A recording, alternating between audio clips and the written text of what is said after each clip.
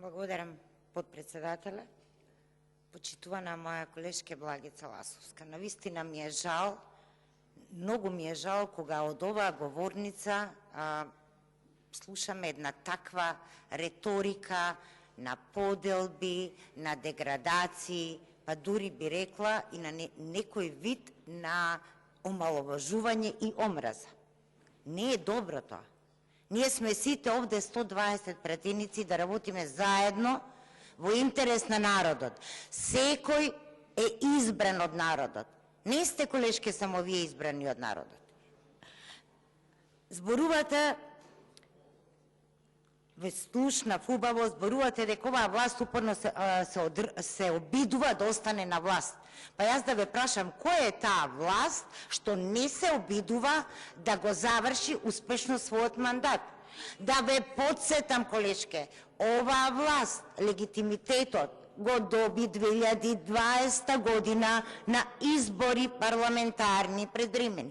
Сега сме почетокот на 2023 година и вчера реков, Уставот вели избори на секои 4 години. Вашата пракса на избори на секоја година треба конечно да надминеме. Особено не во кризни моменти, во кризни времења. Трета година живееме во криза, не само ние. Цела Европа се соочува со разни типови на криза.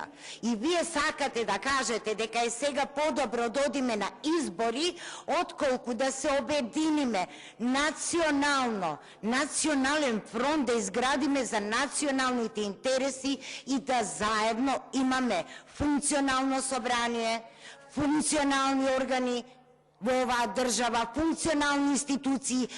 Тоа алијансата за албанците го препозна и да, тие се издигна и се надминаа себе си и влегуа во фронтот кој што се вели Европска просперитетна Македонија.